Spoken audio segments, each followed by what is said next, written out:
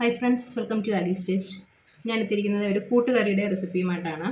അതിനായിട്ട് കുറച്ച് ചേന എടുത്തിട്ടുണ്ട്, ഒരു ഏത്തക്കായ, പച്ച ഏത്തക്കായ വേണം എടുത്തിട്ടുണ്ട്, ഒരു കപ്പ് ചുമന്ന പയർ എടുത്തിട്ടുണ്ട്. ഇതൊന്ന് ഞാൻ ഒരു 2 വിസിൽ അടിച്ചു വെച്ചിരിക്കുകയാണ്.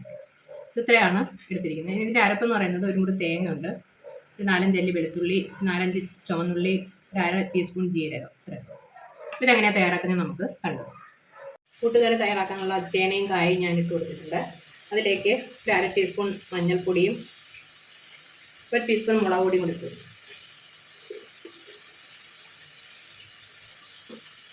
ആവശ്യത്തിന് ഉപ്പ്,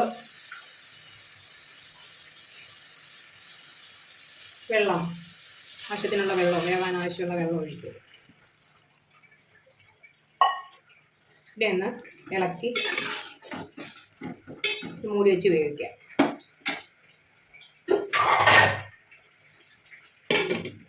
വെന്ത് വരട്ടെ. നമ്മുടെ ചേനയും കായും ഒക്കെ വെന്ത് വന്നിട്ടുണ്ട്. പയറും കൂടി ഇട്ട് ചേർത്ത് കൊടുത്തിട്ടുണ്ട് കേട്ടോ.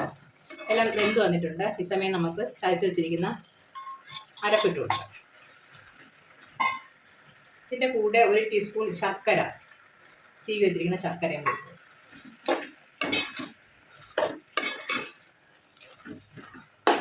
ഇതിൽ കുറച്ചും കൂടെ വെള്ളം വേണം, കുറച്ച് വെള്ളം കൂടെ ചേർത്ത് കൊടുക്കും.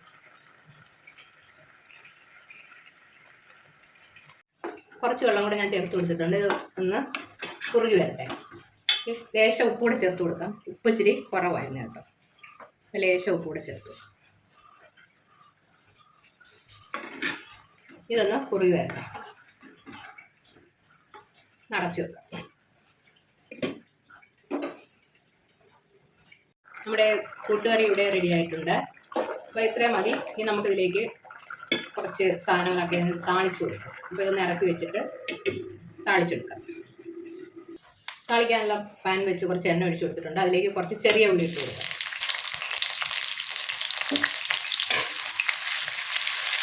മൂത്ത് വരട്ടെ. ഉള്ളി മൂത്ത് വന്നിട്ടുണ്ട്. അതിലേക്ക് 1 ടീസ്പൂൺ കടുക് ഇട്ട് കൊടുക്കാം. കടുക് ഒന്ന് പൊട്ടി വരട്ടെ.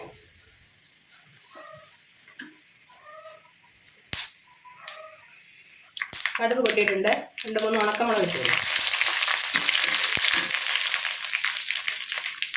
ചൂടായി വരുമ്പോൾ ഒരു 2 ടേബിൾ സ്പൂൺ തേങ്ങ തിരയുന്നുണ്ട്. അതുകൂടി ഇട്ട് കൊടുക്കും.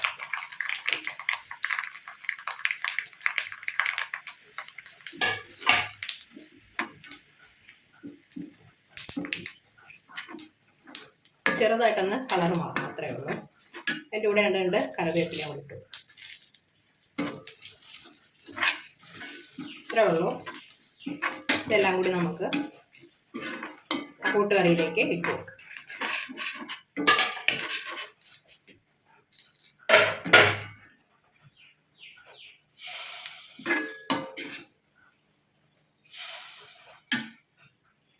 അങ്ങനെ നമ്മുടെ അടിപൊളി ടേസ്റ്റിലുള്ള കൂട്ടുകറി റെഡി ആയിട്ടുണ്ട്.